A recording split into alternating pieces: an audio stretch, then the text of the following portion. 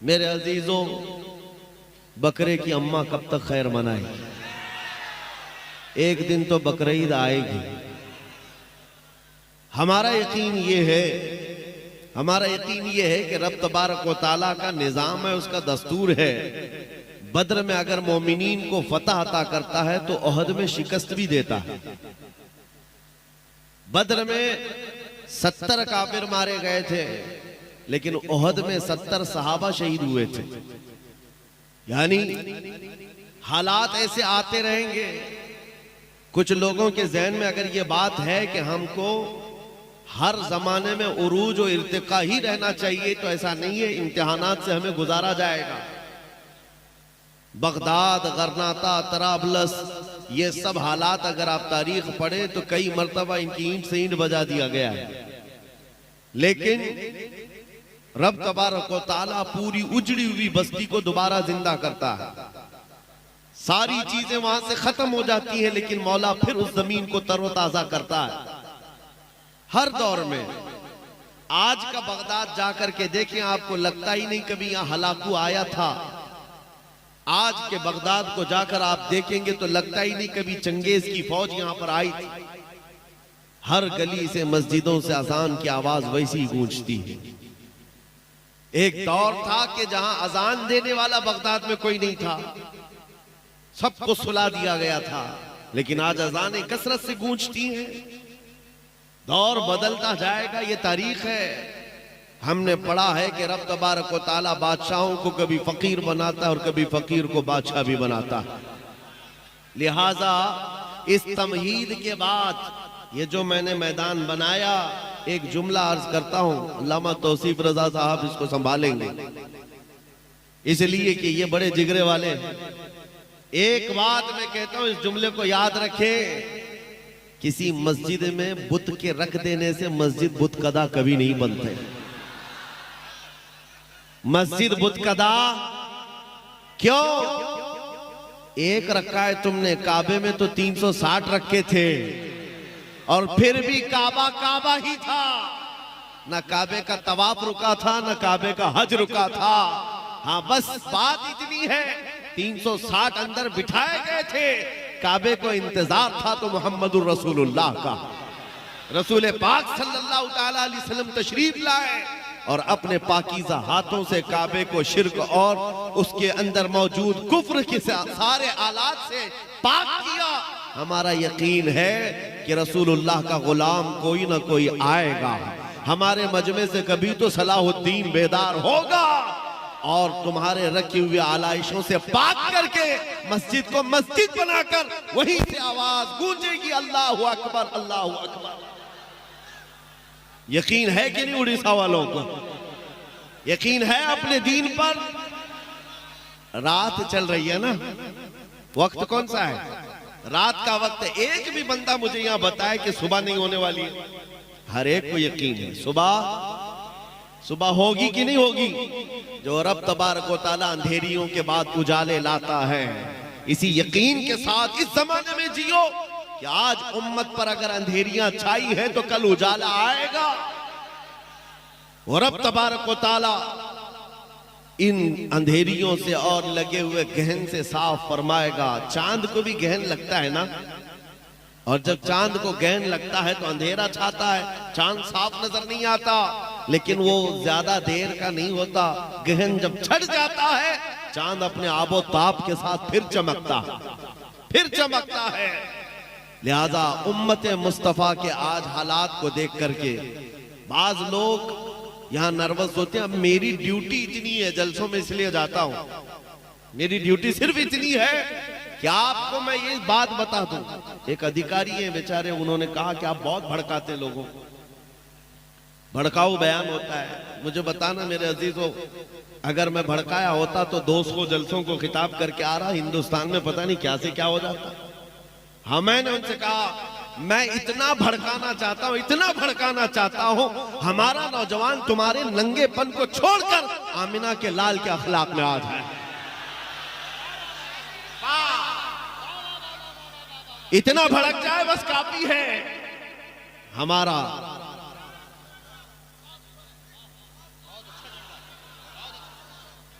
अगर इसको भड़काना कहा जाता है तो हम सुबह शाम भड़काएं, सुबह शाम लोगों को ये बात की तरगीब दें, आ जाओ उस दरबार में जहां पर कोई आया है तो सिद्दीक बनकर निकला है, जिसके कदमों से वाबस्ता होकर खत्ताब का बेटा फारूक आजम बना हो, जिनके दरबार से वाबस्ता होने के बाद अबू तालिब के शहजादे हैदर कर्रार बनते हो। उस दरबार से क्या नहीं मिलता मेरे अजीजों, वहां से क्या नहीं मिलता।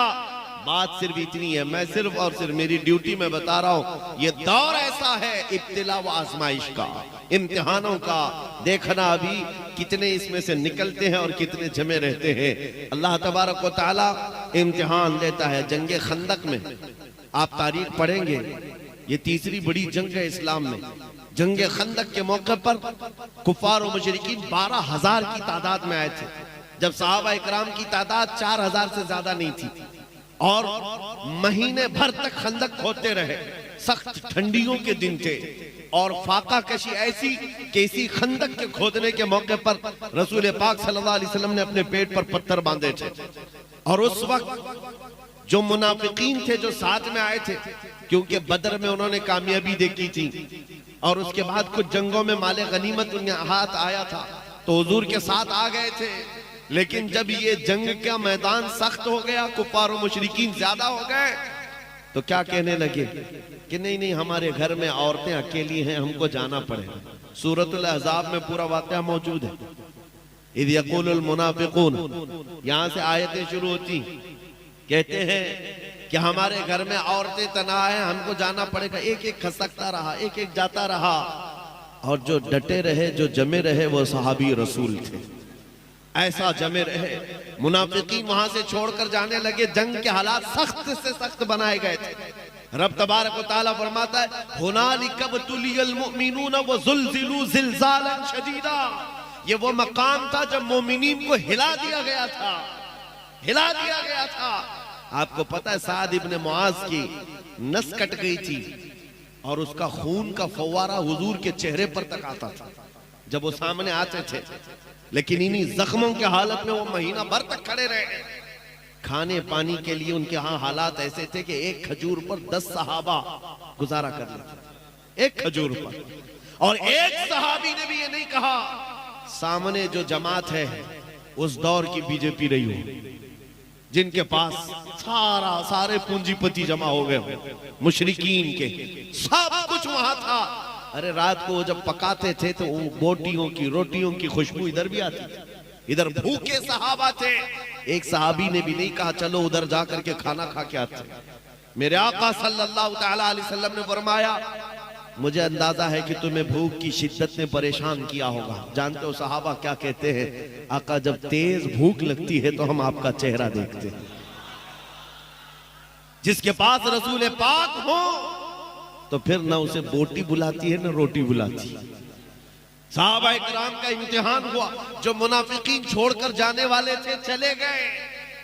रब तबारक व तआला ने कुरान पाक में फरमाया है कि ना ही उनकी औरतें तन्हा थी, ना ही उनके घर बेछत थे, कुछ नहीं था, बहाना बनाया।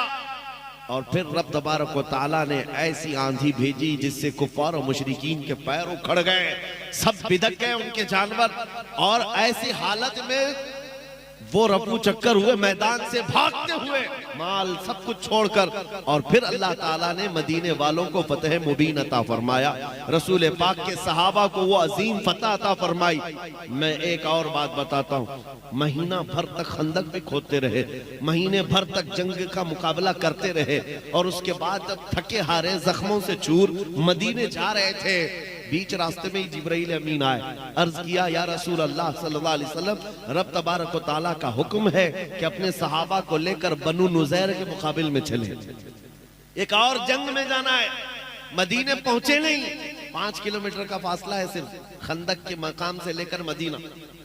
अभी बीच रास्ते में जिब्राइल अमीन आए, हुजूर से कहा कि यहाँ से रब ताला फरमाता है बनु नुज़ैर के मुकाबिल में आप जंग में चले। हुजूर पाक सल्लल्लाहु अलैहि वसल्लम रुक गए, सहाबा को देखा जख्मों से चूर चूर है, कपड़े फटे हुए हैं, किसका हाथ रस रहा है खून से, किसी का पैर। हज़रत अबू हुरैरा ने इसको बाद में बयान फरमाया है कि सहाबा कहते थे उस वक्त सबके नाखून उखड़ गए थे, ये सारी चीजें मौजूद थी सहाबा के अंदर। नबी पाक सल्लल्लाहु तआला अलैहि वसल्लम ने रोक करके पूछा कि क्या ख्याल है, जिब्राइल अमीन का हुक्म आया, अल्लाह का हुक्म आया, जिब्राइल अमीन ने सुनाया है, क्या है यहीं से हमें बनु नुज़ैर के मुकाबले में जंग में जाना है? साहबा ये तो कहते हैं कि या रसूल अल्लाह महीने भर तो खंदक खोदते रहे, महीने भर उनका मुकाबला करते रहे, जरा बीवी बच्चों से तो मिल के आए, जख्म पट्टी तो करके आए, मरहम पट्टी करके आए, खा पी करके आराम करके आए, फिर दूसरी जंग में जाएंगे। नहीं मेरे अजीजों, साहबा से जब रसूल पाक ने फरमाया तुम्हारा क्या ख्याल है, हर सहाबी कहता है या रसूल अल्लाह देर किस बात की, चले अभी यहीं से चलते हैं, यहीं से चलते हैं। मैंने यही पूछा उन सहाबा से, क्या जख्मों का दर्द नहीं होता था, घर से दूर और जुदाई का ये गम नहीं सताता था, घरों को तन्हा मदीने में छोड़कर नबी पाक सल्लल्लाहु तआला अलैहि वसल्लम के साथ महीनों गुजारते थे, कोई तकलीफ नहीं होती थी? तो सहाबा का ये नारा है आज के मुसलमानों के लिए मेरे अजीजों, हर सितम हर मुसीबत गवारा है, या रसूल अल्लाह बस तुम कह दो कि तू हमारा। बस आज का दौर वही है कि आंधियां आई है, हुनालिका बतुलियल मुमिनून वज़ुलज़िलू ज़िलज़ालन शदीदा। रब तआला फरमाता है मोमिनीन को आजमाइश में डाल दिया गया था, हिला दिया गया था। आज का दौर आजमाइश का है। कैसे? सत्ता, हुकूमत, ताकत उन जालिमों को दिया गया है जो तुम्हारे खून के प्यासे हैं, तुम्हारी मस्जिदों, माबदों, खानकाहों के दुश्मन है, और उनका देख करके जब पावर सब इनके पास है तो बाज जुब्बा टोपी वाले भी उधर निकल गए। याद रखो ये वही मुनाफिकीन है जो हर जमाने में धोखा देते रहे। और रब तबारक व तआला उम्मत की सफाई के लिए, कचरे से इसको साफ करने के लिए हालात पैदा फरमाता है। छटेंगे मुनाफिकीन। और अब तुम्हारा शुमार किसमें होता है वो देख लेना। हाँ, किसकी जय पुकारते हो, किसका पट्टा गले में डालते हो, हालात इनके हैं, सकता है इनकी तरह हमें इनके पास जाना चाहिए। कितने तो ऐसे हैं जो दर बदलू आज इधर से उधर भागे निकले, किधर जहां पावर देखा वहां भागते रहे। हजरत के वो सूबे में तो हाल ये है जिसकी हुकूमत होती है गाड़ियों पे उसी के झंडे लगते हैं, सब जगह वही पर चलता रहता है। हमने किसी से पूछा कि भाई ये झंडे भी बदल गए, नाम भी बदल गया, क्या बात है? कहा जिसका पावर है, जिसकी हुकूमत है उसके साथ चलने में फायदा है।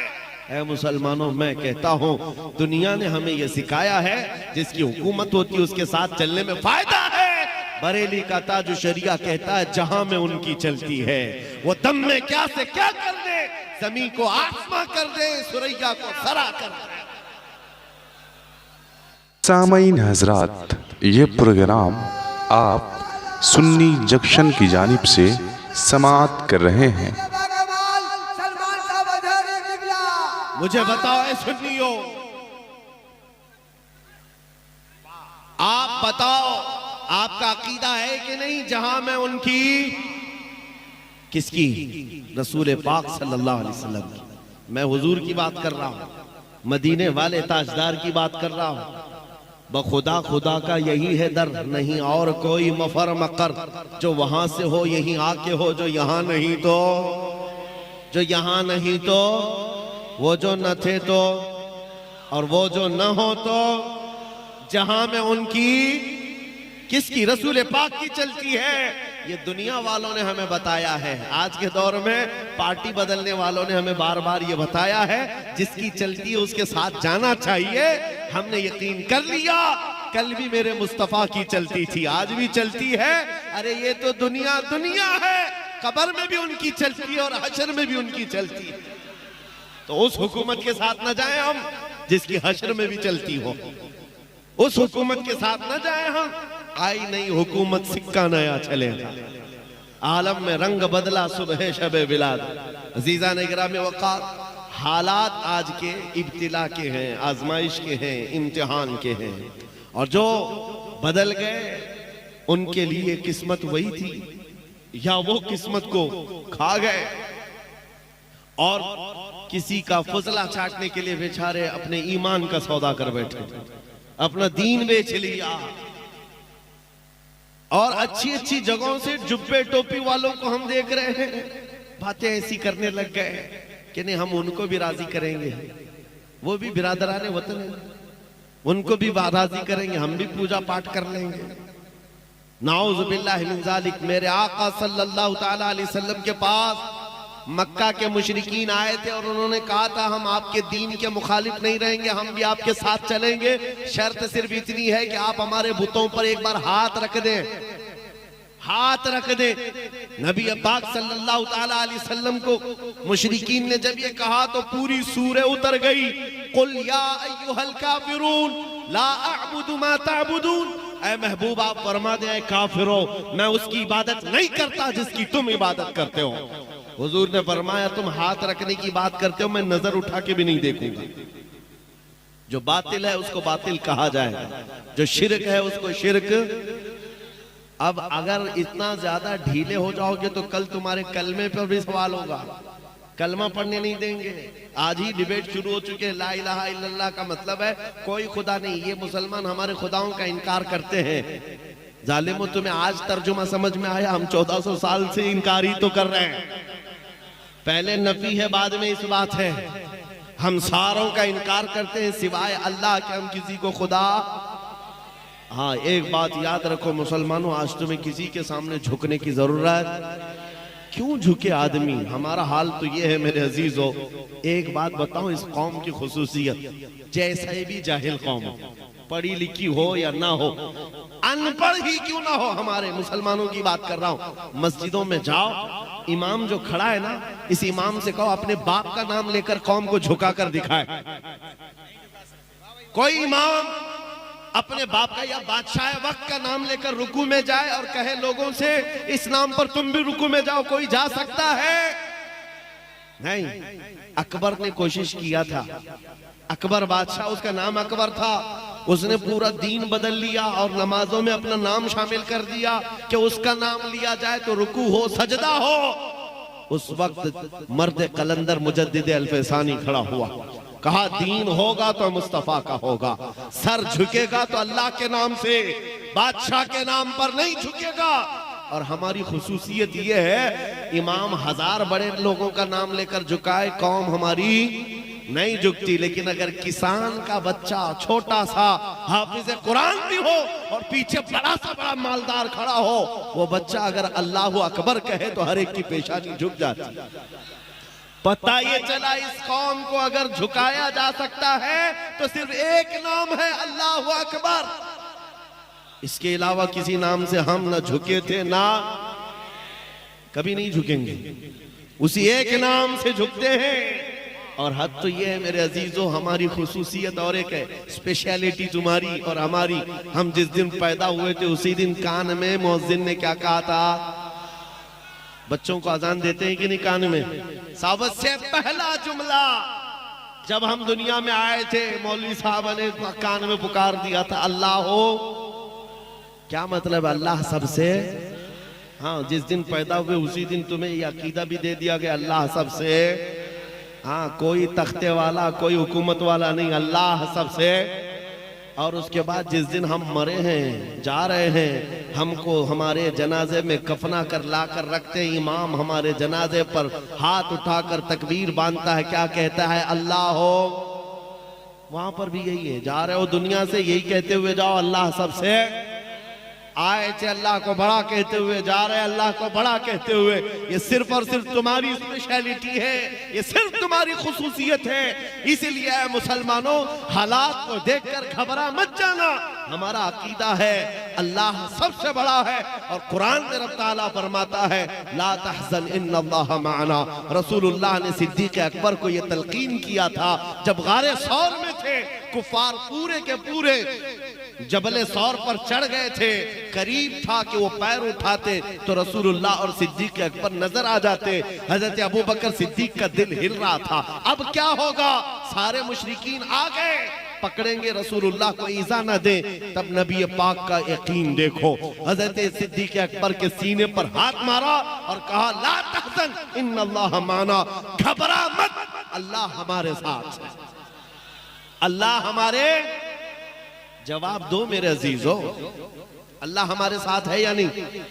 हाँ, एक बात और भी बता दूं, हजरत जो फरमा रहे थे और नाज़िम इजलास ने जो कहा मेरे मुतालिक उनका हुस्न ज़न है, अल्लाह उनको इसका जज़ा अता करे।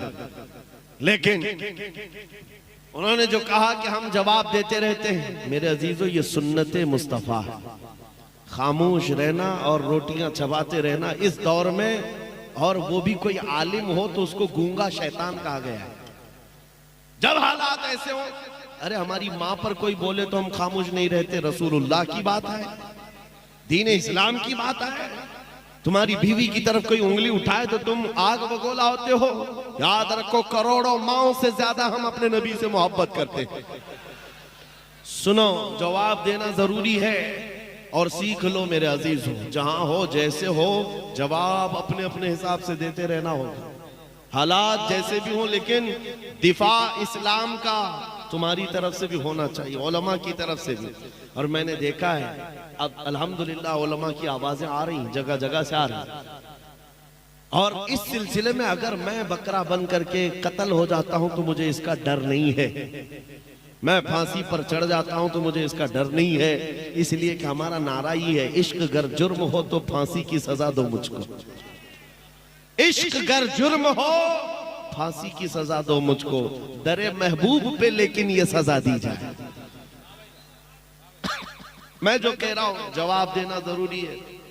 ओहद के मैदान में कुफार और मुशरिकीन जब गालिब आ गए, 70 मोमिनीन की शहादत हो गई, सहाबा 70 शहीद हो गए, पीछे हटना पड़ा, सहाबा पीछे हट गए। रसूल पाक सल्लल्लाहु ताला अलैहि वसल्लम को उस वक्त जालिमों ने ऐसा लोहे की टोपी जो पहनी जाती थी खुद उससे मारा था, जिससे आपके 2 दंदान मुबारक शहीद हुए थे। नबी पाक सल्लल्लाहु ताला अलैहि वसल्लम को लेकर सहाबा पहाड़ की एक चोटी पर चले गए, ओहद के पहाड़, ओहद पहाड़ की एक चोटी पर। जब सहाबा पीछे गए तो अब मुशरिकीन के जश्न का वक्त था। जब जब हम बैठ जाते हैं ये नाचते हैं कुत्ते, और इनको लगता है ये जश्न का माहौल है। ओहद के मैदान में अब भंगड़ा शुरू हुआ, नाच कूद के हम जीत गए, 70 मोमिनीन को शहादत, कत्ल किया, उसमें अमीर हमजा का कलेजा चबाया है, अब्दुल्ला बिन जहश के 80 टुकड़े कर दिए, अनस बिन नुजैर की उंगली के अलावा पूरे जिस्म का कोई हिस्सा ही नहीं मिला, साद इब्न रबी जिनका पेट फाड़ करके अंतड़ियां निकाल दी गई थी, ये सहाबा की शहादत है। एक रात का दूल्हा हजरत हंजला उसी में शहीद है। ये ओहद के मैदान में कई बड़े सहाबा की शहादत, नबी पाक सल्लल्लाहु ताला अलैहि वसल्लम के दंदाने मुबारक शहीद, ये सबसे बड़ी चीज है। जब सहाबा पीछे हटे तो उधर काफिरों की तरफ से शोर व गुल शुरू हुआ और एक अफवाह फैलाई गई कि मोहम्मद सल्लल्लाहु अलैहि वसल्लम का इंतकाल हो गया, शहीद हो गए। अबू सुफियान उस तरफ से आया, काफिरों की तरफ से ऐलान करने लगा, कहां है मोहम्मद, कहां है अबू बकर, कहां है उमर, सब खत्म हो गए। वो जब मैदान में ऐलान होने लगा तो मेरे अजीजों क्या है, आज जो कहते हैं हालात के एतबार से खामोशी बेहतर है, हुजूर पाक सल्लल्लाहु अलैहि वसल्लम से ज्यादा मसलहत जानने वाला कौन था, हुजूर से बेहतर हिकमत जानने वाला कौन था।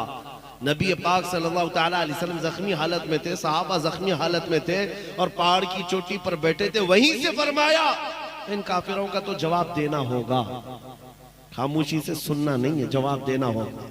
और जवाब देने के लिए मेरे आका ने जानते हो किसको उठाया, उमर इब्न खत्ताब, फारूक आजम को कहा, उमर खड़े हो जाओ, इनका जवाब दो।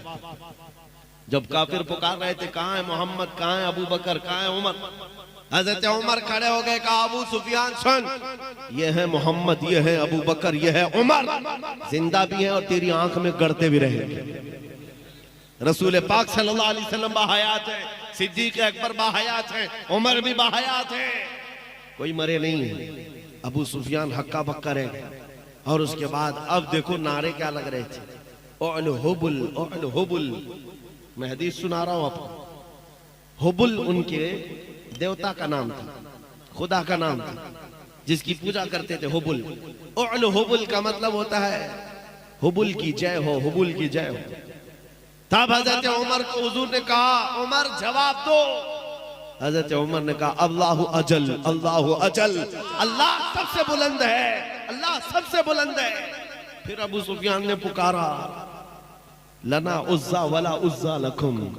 ये अरबी की बातें हैं, नारे इधर से भी उधर से भी होते हैं ना। हाँ, उस वक्त मुशरिकीन ओहद के मैदान में पुकारने लगे, लना उज्जा वला उज्जा लकुम, हमारे लिए इज्जत देने वाली देवी है, तुम्हारे पास कोई देवी नहीं। उज्जा उनकी देवी का नाम था। हाँ, उनके यहाँ खुदाओं में मुजक्कर भी होते हैं, मुअन्नस भी होते हैं, दोनों होते हैं। मर्द खुदा भी होता है, औरत खुदा भी होती है, गॉड और गॉडेस होता है। उज्जा उनकी देवी का नाम था। वो अबू सुफियान कहने लगा, हमारे पास तो उज्जा है जो इज्जत देने वाली है, तुम्हारे पास कुछ नहीं।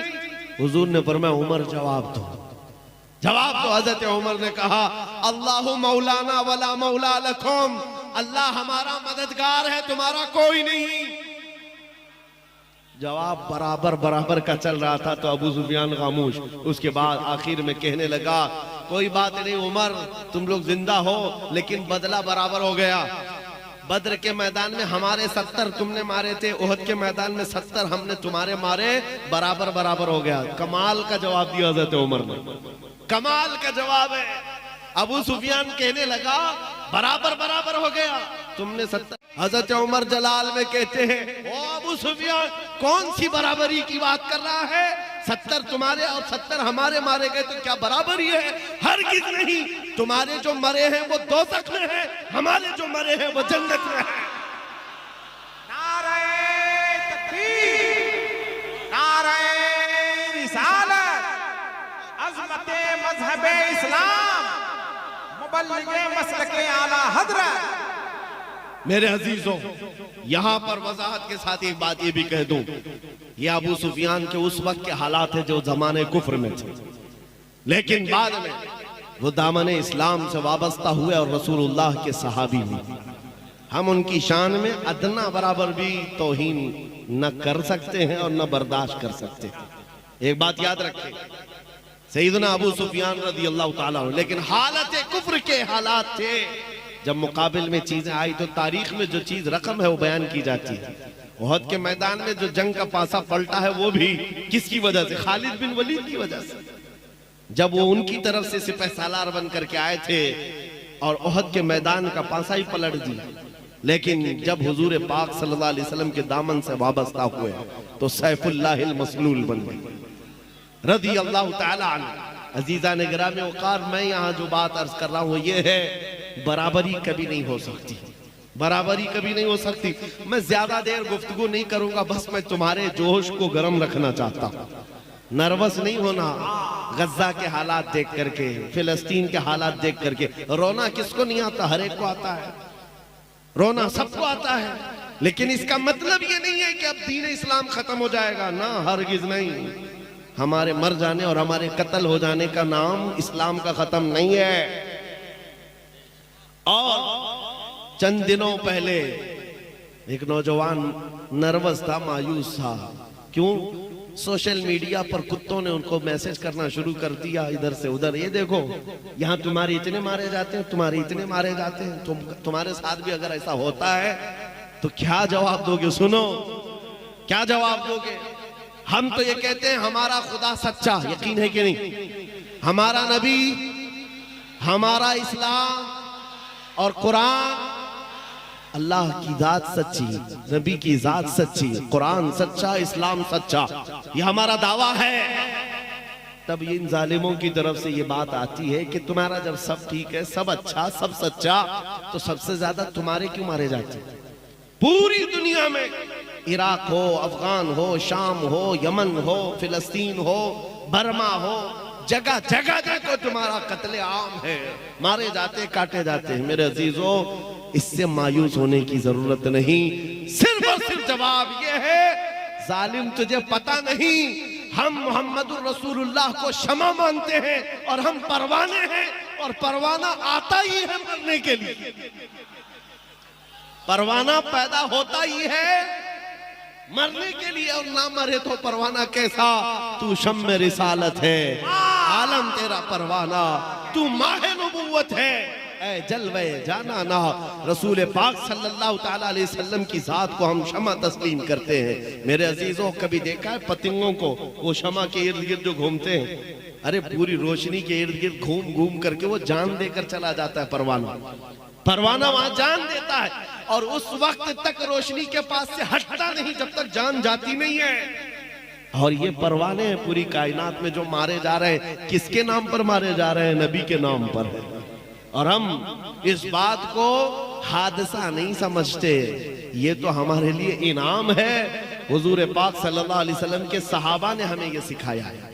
सहाबा ने हमें ये सिखाया है कि वो खातून मदीने की उहद के मैदान में जिसके 4 रिश्तेदार मारे गए थे, बेटा भी, भाई भी, बाप भी, शोहर भी, उस खातून को जब कहा गया तुम्हारा बेटा भी कत्ल हो गया, तुम्हारा भाई भी, तुम्हारा बाप भी, तुम्हारा शोहर भी, वो खातून क्या कहती है? लोगों बताओ, अल्लाह के नबी सलामत हैं कि नहीं? आमिना के लाल सलामत हैं या नहीं?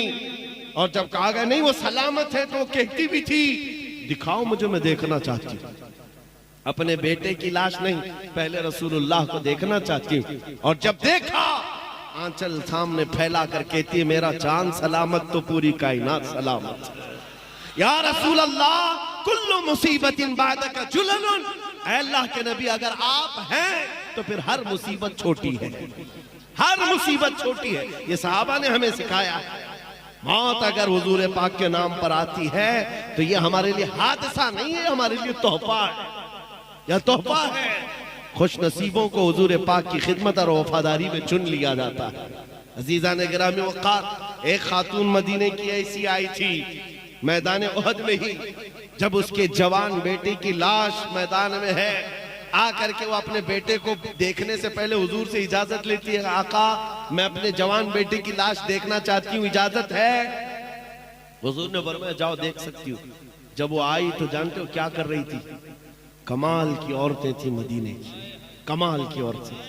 आकर अपने बेटे को देखा, रोना धोना नोहा मातम नहीं, बच्चे को, अपने बेटे को, जवान बेटे को पलट दिया, लाश को जुब्बा उठाया और पीठ पर हाथ फेरने लगी और उसके बाद सजदा शुक्र अदा कर रही।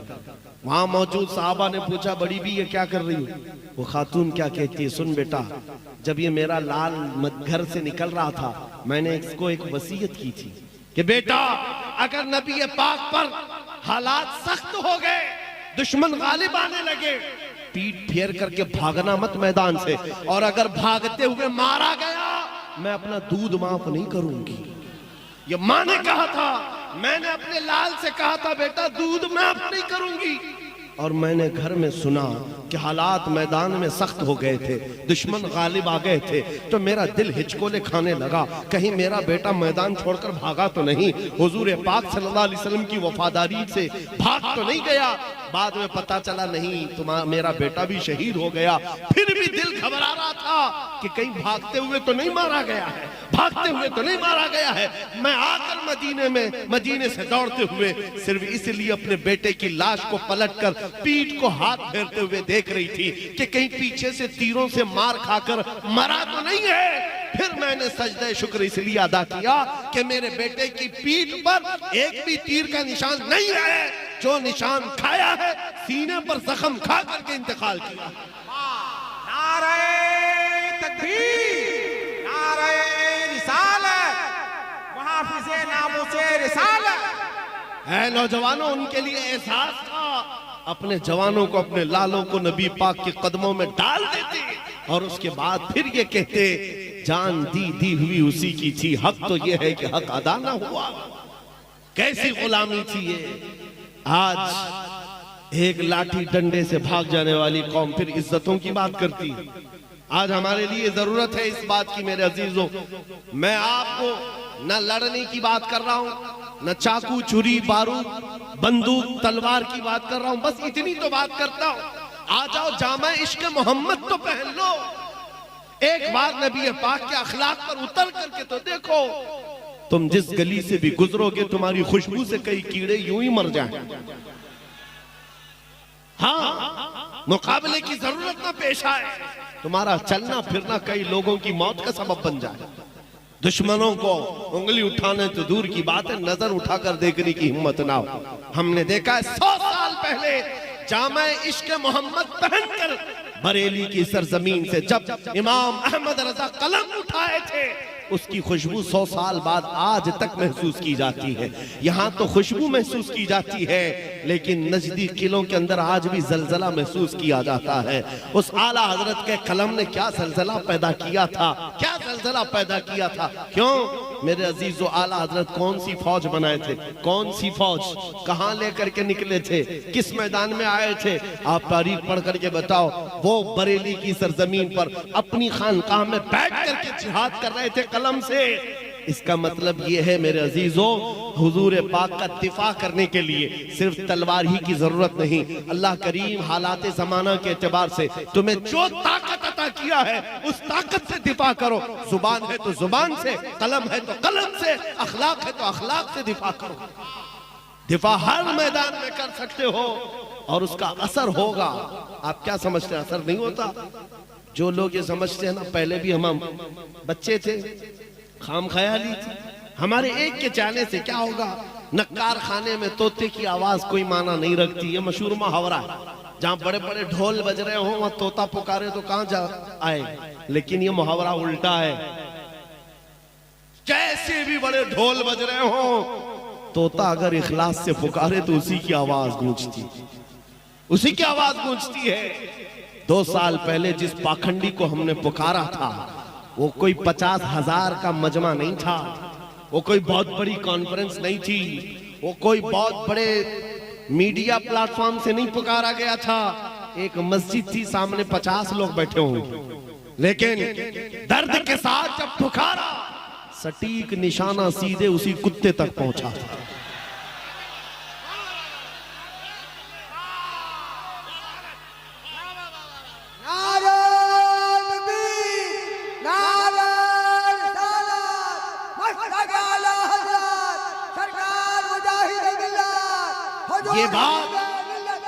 ये बात इसलिए अर्ज कर रहा हूं, अब भूल जाओ हमारे एक के कहने से क्या होता है। ये कहना छोड़ दो, ये कहना छोड़ दो, तन्हा भी खड़े हो जाओ।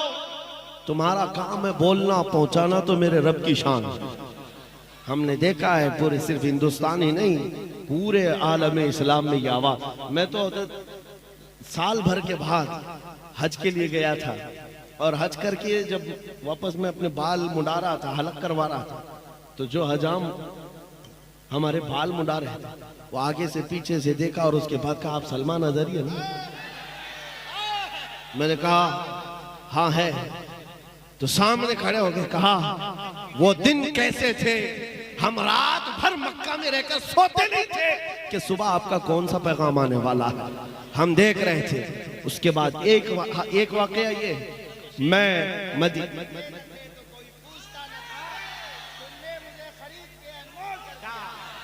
मदीने तैयबा से हमारी जिंदगी का खुलासा मैं बता रहा हूं। पूरा हिंदुस्तान कितना चाहता है ये अपनी जगह पर। मदीने तैयबा में हाजिरी देकर बाहर निकल रहा था, सफाई करने वाले वो हमारे मुल्क से होंगे या पाकिस्तान से होंगे, ड्रेस पहने रहते हैं, और वहां पर भी वो लाल दुपट्टे वालों की उनकी नजर ज्यादा होती, बचते बचाते। करीब में आए, जन्नतुल बकी के पास जा रहा था, एक साहब आए, उन्होंने पकड़ कर कहा, मैं आपसे मुसाफा करना चाहता हूँ, हाथ चूमना चाहता हूँ। वहां नहीं कर सकता था, यहाँ तक आ गया आपके पीछे। मैंने कहा ठीक है, मिल लेते हैं, मुसाफा किया। उसके बाद उन्होंने कहा, रमजानुल मुबारक के दिन थे जब आप हिंदुस्तान में बैठकर ऐलान कर रहे थे और कोरोना के सख्त लॉकडाउन चल रहे थे, मस्जिद नबवी में लोगों का आना जाना बंद था, हम सफाई के लिए अंदर जाते थे और दिल इतना बेकरार होता। रात को जब आप वहां से कुछ ऐलान कर रहे होते, मैं मोबाइल चालू करता और हुजूर के कदमों में जाकर यूं रखता था और कहता था कि ऐ अल्लाह के नबी, इस बंदे पर आप तवज्जो फरमाते। ये उनका मोहब्बत का, उनके इखलास का या उनकी ये हमदर्दी का इजहार था। लेकिन उसी दिन मैंने समझ लिया हमारी बात हुजूर के कदमों तक पहुंच गई, ये हमारी जिंदगी की मेराज है। अगर हुजूर पाक सल्लल्लाहु ताला अलैहि वसल्लम तक ये बात पहुंच रही है और पहुंची ना होती तो ये मदद का हाल होता भी नहीं, ये हालात होते भी नहीं। यह उनका करम है, वरना मुझ में तो ऐसी बात नहीं। अजीज़ान गिरामी वक़ार, मैं तुम्हें ये बात के लिए सारी चीजें बता रहा हूं। मैं अपनी तारीफ करना या बड़ाई मारने का कायल नहीं हूं, सिर्फ इसीलिए कह रहा हूं, ये कहना भूल जाओ कि मेरे एक से क्या होता है। ये सब भूल जाओ। उलमा के लिए भी हमारे चाहने से क्या होता है? कुछ नहीं, अल्लाह के चाहने से वो तो होता है। रब तबारक व तआला जब चाहे जिसकी आवाज जहां पहुंचाना है वो पहुंचाता है। अरे मियाँ, आप तो इंसान हैं, आप तो हुजूर पाक के आशिक हैं, उम्मत हैं। बगदाद में ततारियों ने जब हमला किया था, पूरे मुसलमानों को ऐसा मजलूम, ऐसा जुल्म किया था कि बेड़ियों में बांध करके बादशाह के सामने लाकर खड़ा किया। और जानते, एक पादरी को ला करके गुस्ताखी कराई जाती थी, हुजूर के शान में गालियां दिलाई जाती थी। एक मुसलमान भी खड़ा होने की ताकत नहीं रखता, सबकी जंजीरें बंधी थी। उन हालात में कौन था जो नबी पाक की इज्जत की दिफा कर रहा था? फतहुल बारी, अल्लामा इब्ने हजर अस्कलानी फतहुल बारी के मुसन्निफ, उन्होंने ये वाकया बयान किया है। ततारियों के दरबार में बादशाह का एक कुत्ता था पाला हुआ, और सोने की जंजीर से बंधा रहता था। ट्रेंड कुत्ता है, आवारा नहीं, बादशाह का कुत्ता था। पादरी जैसी गुस्ताखी करने लगा, कुत्ता वहीं से भौंकने लगा। लोगों ने कहा, देख तेरी बातें उसे अच्छी नहीं लग रही, भौंक रहा है। पादरी ने कहा, उसे क्या समझ आती है कि मैं क्या कह रहा हूं? फिर वो हुजूर की शान में तौहीन कर रहा था, कुत्ता फिर भौंकने लगा। लोगों ने फिर कहा, नहीं तेरी ही बयान पर भौंक रहा है। उसने कहा, नहीं मेरे बयान पर नहीं भौंक रहा है, वो ऐसी ही है। सिपाहियों ने कहा, वो पागल कुत्ता नहीं, बादशाह का कुत्ता है, यूं ही किसी पे भौंकता नहीं। वही ईसाई पादरी फिर जब हर्जा सराई शुरू किया तीसरी बार, तारीख गवाह है मेरे अजीजों, वो कुत्ता जंजीर तोड़कर निकला, और ऐसा निकला कि दम सदन में उस ईसाई पादरी की छाती पर चढ़कर चीर करके टुकड़े कर दिया और उसको दम सदन में खत्म कर दिया। उस कुत्ते की हैबत पूरे दरबार में तारी थी। कोई उसे छूने की हिम्मत नहीं कर रहा था, कोई पकड़ने की हिम्मत नहीं कर रहा था। बादशाह भी खड़ा हो गया, सब खड़े हो गए। और उस वक्त तारीख में मौजूद है, इस वाक़े को देखकर 10,000 ततारियों ने इस्लाम कबूल कर दिया था। 10,000 ततारियों ने इस्लाम कबूल कर लिया। और इसीलिए हम कहते हैं मेरे अजीजों, दिफा करना है, खड़े हो जाओ, कोई मसला नहीं, अल्लाह की मदद आएगी। मुझे बगदाद शरीफ में हमारे पड़ोसी मुल्क के एक साहब है, मौलाना साहब है, उन्होंने कहा था, आप इतना बोल रहे हैं, आपके मुल्क में यहाँ के हालात तो हम सुनते रहते हैं, बड़े सख्त हैं, या मॉब लिंचिंग, मारे जाते, सारे ऐसे वैसे हालात हैं, फिर आप कैसे बोलते? हमने उनसे कहा था, आपसे ज्यादा हम आजाद हैं अल्हम्दुलिल्लाह। वजह यह है कि हम नबी पाक सल्लल्लाहु तआला अलैहि वसल्लम के वो कुत्ते हैं जिसको आला हजरत ने कहा था, क्यों दबे जिस पे हिमायत का हो पंजा तेरा, क्यों दबे जिस पे हिमायत का हो पंजा तेरा, शेर को खतरे में लाता नहीं कुत्ता तेरा। सगे तैबा सब मुझे कह करके पुकारे बेदम, यही रखियो मेरी पहचान मदीने वाले। अज़ीज़ान गिराम वक़ार, मेरी इस तकरीर का खुलासा अगर आपको समझना है तो ये है, अपना तारुफ, अपना इंट्रोडक्शन अब ये मालदारी से, मनसब से और घर बार से, जायदाद से छोड़ दो। फख्र करना है तो हुजूर की निस्बत पर फख्र करो, हुजूर की निस्बत पर, उनकी इज्जत पर फख्र करो। आजार कोई तुमसे ये कहे, और मीडिया में दज्जाली मीडिया बैठ करके जितना भी भौंके कि तुम्हारे हालात बड़े बदतर हो गए। अभी अभी मैं देख रहा था, कांग्रेस का एक बड़ा लीडर है, वो कह रहा था दलित समाज से भी ज्यादा गए गुजरे हैं मुसलमानों के हालात। सही कहते होंगे तुम, एजुकेशन में और बहुत सारी चीजों में वो अपना एनालाइज बताते हैं कि ये बहुत ज्यादा बैकवर्ड है, बहुत ज्यादा टूटे हुए हैं, बिखरे हुए हैं। हमें पता है, ये बार बार हमें बताते हैं, लेकिन उसके बावजूद हमें ये भी पता है कि हमारा नाम तुम्हारे लिए कितना ज्यादा अहमियत रखता है। ये टूटी बिखरी हुई कौम को 24 घंटे तुम्हारा दज्जाली मीडिया भोंक भोंक करके क्यों बताता है? रोटी हमारे नाम से चलती है, दुकान तुम्हारी हमारे नाम से चलती है। बल्कि आज तो हालात ऐसे हैं, इन कीड़ों में से किसी को हीरो बनना है तो हमारा नाम लेना पड़ता है। दीन इस्लाम पर कुछ बोल दे, हुजूर की जात पर कुछ बोल दे तो वो हीरो बनने की कोशिश करता है। अरे जालिमो, तुम अपना कुछ तारुफ कराते अपने ही दीन से, तुम्हें हीरो बनने के लिए भी इस्लाम का सहारा लेना पड़ता है। इस्लाम पर उंगली उठाते हैं तो उनको लगता है कि हम हीरो बन जाएंगे अपनी कौम में। अजीज़ान गिरामी वक़ार, आज तक अल्हम्दुलिल्लाह ये हमारा खासा है, हम किसी और पर बोल करके कभी हीरो नहीं बनते, हुजूर की बात करते हैं और हर दिल पे राज करते हैं। हमारे पास कमी किस बात की है? अरे हुजूर के अखलाक और हुजूर का तारुफ और हुजूर की तारीफ करने पर लग जाए तो वक्त का मुजद्दिद भी ये कहता है, हैरान हूं मेरे शाह मैं क्या क्या कहूं तुझे, लेकिन रजा ने खत्म सुखन इस पे कर दिया, खालिक का बंदा खल्क का आका कहूं तुझे। क्या कम है हमारे पास बयान करने के लिए?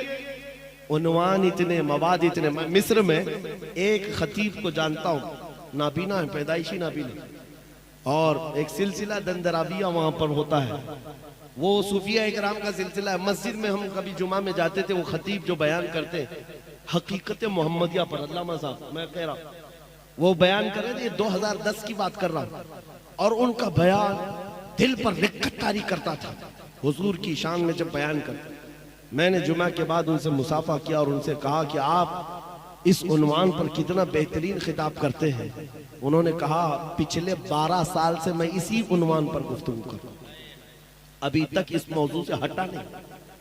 पिछले 12 साल से हर जुमा एक ही मौजू है और हर जुमा वो अलग उन्वान है।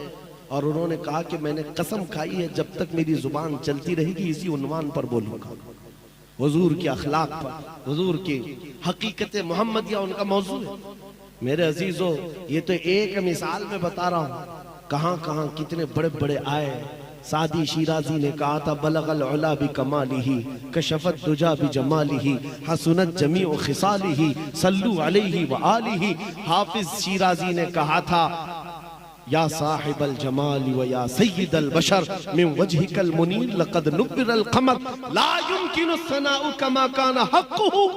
सामईन हजरात, ये प्रोग्राम आप सुन्नी जंक्शन की जानिब से समाअत कर रहे हैं। वल फरीक़ैन मिन अरबी व मिन अजमी हुवल हबीबुल्लज़ी तुरजा शफ़ाअतुहु लिकुल्लि हौलिन मिनल अहवालि मुक़्तहिमी। या रब्बी बिल मुस्तफ़ा बल्लिग़ मक़ासिदना वग़फ़िर लना मा मज़ा या वासिअल करमी। 170 अशार लिख डाले, 170 अशार हुजूर पाक के अखलाक में। फिर भी दावा ये नहीं था कि मैंने पूरा बयान कर दिया है। हर एक का आखिर में यही कहना था, या रसूल अल्लाह तेरे औसाफ के अबवाब में से एक बाब भी मुकम्मल ना हो सका। हमारे पास कमी किस बात की है? आपके लिए भी मैं कहता हूं फख्र करना हो तो किस बात पर? नाम मुस्तफा पर। इसके बाद आप फख्र करेंगे हुजूर की गुलामी पर। हुजूर की गुलामी पर फख्र है आपको? अगर दुनिया आपको कहती है मोहम्मद का गुलाम तो बुरा लगेगा कि अच्छा? अरे अच्छा क्या, हमारी जिंदगी की मेराज है। हम तो कुत्ता कहलाना चाहते हैं, मैं गुलाम की बात कह रहा हूं। दुनिया अगर कहे हुजूर का गुलाम, मोहम्मद अरबी का गुलाम, एतराज है कोई? नहीं है तो हुजूर का खुल के गुलामी करो ना। फिर गुलाम कहे कोई तो आपको एतराज नहीं, तो आओ खुल के गुलामी करो, छुप करके गुलामी नहीं। इश्क हो तो इजहार भी होना चाहिए, इश्क हो हुजूर से तो इजहार भी होना चाहिए। ये दाढ़ियां चिलाकर, टोपियां छुपाकर, यहूदियों और ईसाइयों के लिबास पहनकर, ये कौन सी गुलामी की बात है?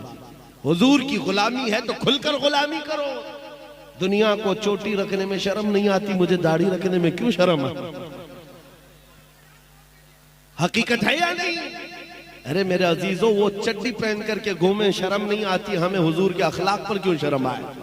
हम आमिना के लाल के अखलाक पर क्यों हया करें?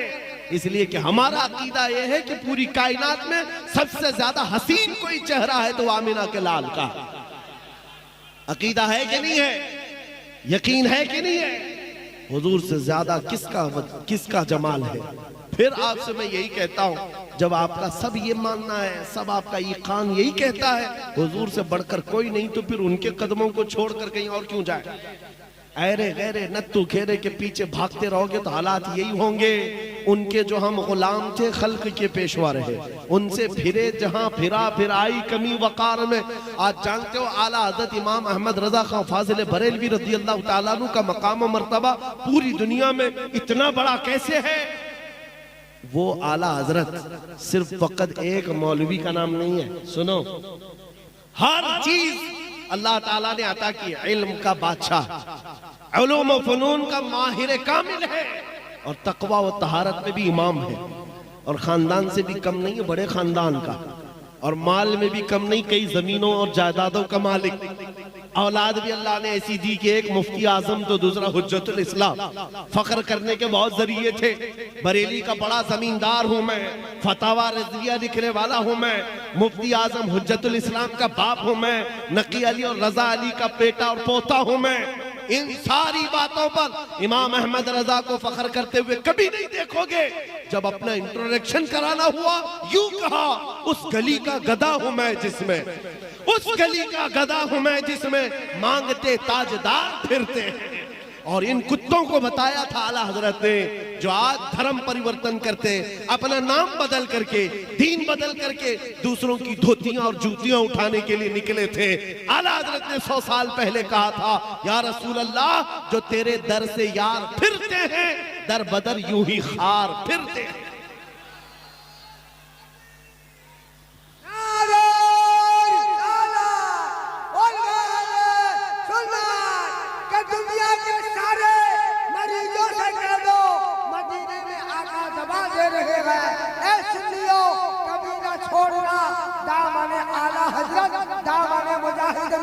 यही तो मदीने का पता है। अज़ीज़ा निगरान वक़ार, मैं आखिरी चंद बातें आपके सामने रखता हूँ। उड़ीसा के हालात नहीं बल्कि पूरे हिंदुस्तान बल्कि पूरी दुनिया के हालात भी जैसे, आपको इस बात का मैंने यकीन दिला दिया। आप परवाने हो कि नहीं हो? हुजूर के परवाने हैं ना। और हुजूर पाक सल्लल्लाहु ताला अलैहि वसल्लम के अलावा किसी और की गुलामी का पट्टा कोई डालने ना पाए तुम्हारे गर्दन में। इतनी बात याद रखना, आवारा बन करके मत घूमना कि कोई भी अपना पट्टा डाल करके तुम्हें ले जाए। इसलिए कि जो आवारा होता है उसको म्युनिसिपैलिटी वाले उठा के ले जाते हैं। हाँ, और जो पट्टे वाला होता है उसको आला हजरत कहते हैं, इस निशानी के जो सग है नहीं मारे जाते। हश्र तक मेरे गले में रहे पट्टा तेरा। हाँ, पट्टा रहना चाहिए लेकिन ऐसे वैसे का नहीं, दोपहर में नीला, शाम में लाल, फिर दूसरे दिन हरा नहीं। एक पट्टा पड़ा है, किसी की जय विजय क्यों पुकारें, क्या गरज हमको, हमें काफी है सैयद अपना नारा। या रसूल अल्लाह, हमें काफी है सैयद अपना नारा। इस बात पर जमे रहो, डटे रहो, और वक्त अच्छा आने वाला है मेरे अजीजों। क्योंकि हम भविष्यवाणी तो करते नहीं। कुछ लोग ये कहते, कुछ लोगों को ये सुनने का तो हर जगह शौक है, अल्लाह साहब को भी शौक है। हाँ, भविष्यवाणी तो हम करते नहीं है। हाँ, और ना ही हम वो छोटे दज्जाल की तरह चिट्ठियां निकाल के दिखाते। चिट्ठियां निकालने वाले नहीं, माइंड प्रोग्रामिंग, माइंड रीडिंग कर करके सामने वाले की सब चीजें बताएं। अरे मियाँ, उनसे कहो पहले ये बता दो पाकिस्तान इंडिया से क्या करने वाला है, चाइना क्या करने वाला है। यहाँ ये एक आदमी की चिट्ठी बता रहे हो, पूरा मुल्क जब खतरे में हो, तुम्हारी चिट्ठी क्यों नहीं निकलती? और सारे हॉस्पिटल बंद कराओ, चिट्ठियों से चलेंगे, सारे सब चिट्ठियों से चले। मैं आपसे कहता हूं, हम चिट्ठियों वाले नहीं। तुम्हारी चिट्ठी झूठी हो सकती है, मदीने के ताजदार का कौल गलत नहीं हो सकता, मेरे आका का फरमान गलत नहीं हो सकता। जमीन टल सकती है, आसमान टल सकता है, मुस्तफा का कौल और फरमान कभी नहीं टल सकता। सुनो, मेरे आका ने फरमाया, उस वक्त तक कयामत नहीं आएगी जब तक हर घर से ला इलाहा इल्लल्लाह की आवाज ना आए। अगरचे काफिरों को बात बुरी लगती हो, मेरे आका ने फरमाया हर घर से हर फर्द की आवाज आएगी, ला इलाहा इल्लल्लाह, ये आवाज आएगी। वो इमाम मेहदी का दौर होगा, वो आएगा वक्त। इसी को शायर ने जो कहा था, कुछ देर की खामोशी है फिर शोर आएगा। आज कुत्तों का वक्त है, कल हमारा दौर आएगा। लब्बैक या रसूल अल्लाह, लब्बैक या रसूल अल्लाह, लब्बैक या रसूल अल्लाह, लब्बैक लब्बैक या रसूल अल्लाह, लब्बैक। बैठ जाए, अपनी जगह बैठ जाए, अभी प्रोग्राम चलेगा, बैठ जाए सारे।